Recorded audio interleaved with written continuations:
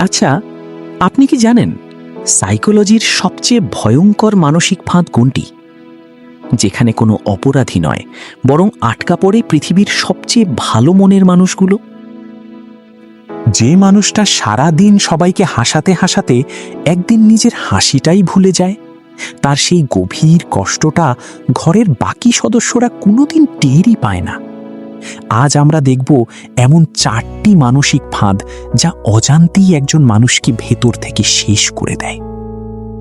আর 4 নম্বর ফাঁদটি, সেটা বাকি 3টিকে একসাথে আরও 10 গুণ ভয়ঙ্কর করে তোলে। শেষে থাকবে মাত্র 1 মিনিটের একটি মনস্তাত্ত্বিক অনুশীলন, যা আজ রাতেই আপনার মন হালকা করতে পারে। চলুন সরাসরি মূল সমস্যায় যাওয়া যাক। একটি দৃশ্য কল্পনা করুন। আগামীকাল সকাল, আপনি ঘুম থেকে উঠলেন, কিন্তু রান্না হয়নি, বাচ্চার স্কুলের ব্যাগ গোছানো হয়নি, কাপড় ধোয়া হয়নি, ঘরের অর্ধেক কাজ বাকি। মাত্র একটি দিনের জন্য যদি ঘরের এই অদৃশ্য দায়িত্বগুলো থেমে যেত, তবেই বোঝা যেত একজন নারী প্রতিদিন কত বড় পাহাড় একা বহন করেন। কিন্তু সবচেয়ে কষ্টের বিষয় কি জানেন? এই পাহাড় বহন করতে করতে তারা ভেতর থেকে একদম নিঃশেষ হয়ে যান, অথচ কেউ টেরই পায় না।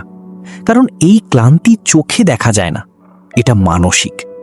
আর এই মানসিক ক্লান্তির পেছনেই আছে 4টি নির্দিষ্ট ফাঁদ।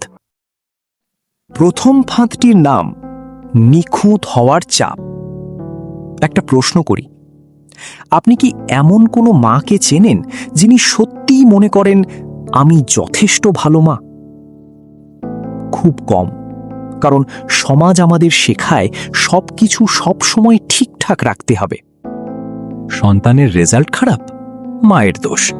বাচ্চা অসুস্থ, মায়ের দোষ। ঘর এলোমেলো, মায়ের দোষ। অতিথি এসে কিছু পছন্দ করল না, সেখানেও দোষ মায়ের। ধীরে ধীরে মনের ভেতর একটা বিশ্বাস গেঁথে যায়, সব কিছুর দায়িত্ব শুধু আমার। আর এখান থেকেই শুরু হয় আসল ভাঙন। ধরুন, একজন মা সারা দিন সন্তানের পেছনে সময় দিলেন, নিজে খেলেন না, বিশ্রাম নিলেন না। তারপরও সন্তান পরীক্ষায় কম নম্বর পেল।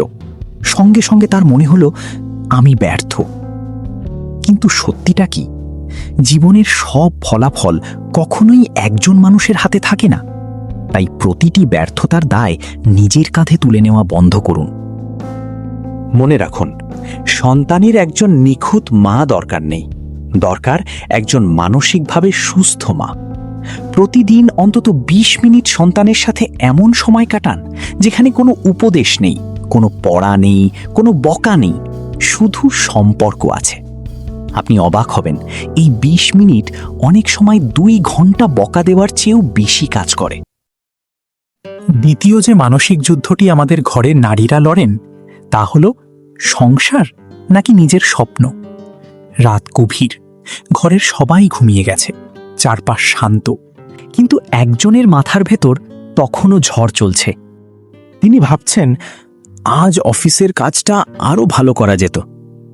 কিছুক্ষণ পর আবার ভাবছেন না, আজ বাচ্চার সাথে আরো সময় দেওয়া উচিত ছিল। আপনি কি জানেন, অনেক নারী এমন এক মানসিক যুদ্ধে আটকে আছেন যেখানে জিতলেও অপরাধবোধ, হারলেও অপরাধবোধ।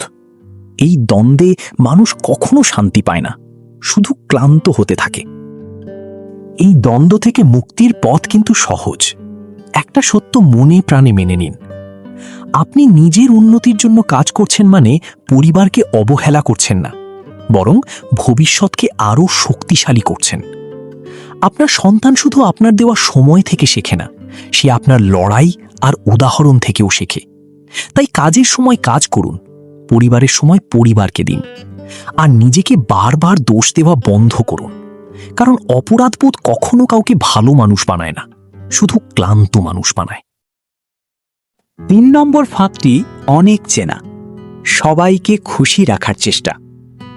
আপনাকে একটা প্রশ্ন করি, আপনি 10 জন মানুষের উপকার করলেন, 9 জন কৃতজ্ঞ হলো, কিন্তু একজন বলল কাজটা ঠিক হয়নি।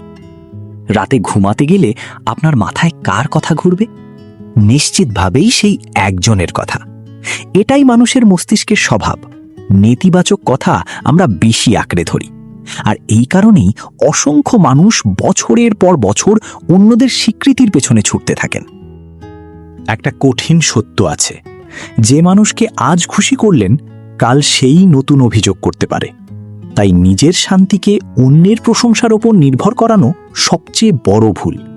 এর সমাধান একটাই, কাজ করুন নিজের দায়িত্ববোধ থেকে, প্রশংসা পাওয়ার জন্য নয়। মানুষের ভালোবাসা পাওয়া সুন্দর, কিন্তু নিজের মূল্য বোঝার জন্য অন্যের অনুমতির প্রয়োজন নেই। চতুর্থ এবং সবচেয়ে বড় ভুলটা হলো নিজের জন্য সময় না রাখা। একটা মোবাইল যদি কখনো চার্জই না দেন, তাহলে সেটা কতক্ষণ চলবে? মানুষের মনও ঠিক তেমন। কিন্তু আমাদের সমাজে একটা ভুল ধারণা আছে যে নিজের জন্য সময় নেওয়া মানেই স্বার্থপরতা।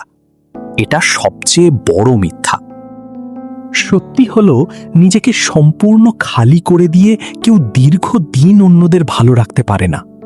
আর এই ফাঁদে পড়লে ক্লান্ত মন সবকিছুকে বড় করে দেখে, সবকিছুতে দোষ খোঁজে। তাহলে উপায় কি? প্রতিদিন মাত্র 15 মিনিট শুধু নিজের জন্য রাখুন। এক কাপ চা, একটা বই অথবা একটু হাঁটা। প্রথম কয়েকদিন অস্বস্তি লাগবে, কিন্তু ধীরে ধীরে বুঝবেন এই 15 মিনিট আপনার পুরো দিনের মানসিক শক্তি বদলে দিচ্ছে। একটা বিষয় কখনো ভুলবেন না, আপনি শুধু মা বা স্ত্রী নন, আপনি একজন মানুষ। আপনার বিশ্রাম লাগে, কারণ আপনি ভেঙে গেলে শুধু একজন মানুষ ভাঙে না, একটা আস্ত পরিবার দুর্বল হয়ে যায়। এবার একটা কথা বলি, যেটা পুরুষদের শোনা দরকার। আপনি বাইরে হাড় ভাঙা পরিশ্রম করছেন, এটা গুরুত্বপূর্ণ, কিন্তু আপনার স্ত্রীও ঘরে একই রকম খাটছেন। একবার ভাবুন তো, আপনার স্ত্রী যদি একদিনের জন্য সব কাজ বন্ধ করে দেন, ঘরের অবস্থা কি হবে? তাই আজ বাড়ি গিয়ে কোনো উপহার নয়, শুধু আলতো করে জিজ্ঞেস করুন, তুমি কেমন আছো? এই 4টা শব্দ 1000 টাকার চেয়েও মূল্যবান। দায়িত্ব ভাগ করে নিন, সম্পর্কের বোঝা হালকা হবে। ভিডিওর শুরুতে যে 1 মিনিটের অনুশীলনের কথা বলেছিলাম, আজ রাতে ঘুমানোর আগে আয়নার সামনে দাঁড়ান, নিজের চোখের দিকে তাকান, তারপর নিজেকে আলতো করে জড়িয়ে ধরুন এবং ধীরে ধীরে বলুন, আমি আমার সাধ্যমতো চেষ্টা করছি, আমি যথেষ্ট, আমি নিজেকে সম্মান করি এবং নিজেকে নিয়ে গর্বিত। আপনার চেষ্টা মূল্যবান, আপনার উপস্থিতি মূল্যবান, আপনি নিজে ভীষণ মূল্যবান। ভিডিওটি ভালো লাগলে লাইক দিন, আর এমন একজনকে শেয়ার করুন যিনি নিজের কথা বলতে ভুলে যান। এমডি বক্স বিডির সাথে থাকুন, কারণ আমরা শুধু ভিডিও বানাই না, জীবন সুন্দর করার চেষ্টা করি। আল্লাহ হাফেজ।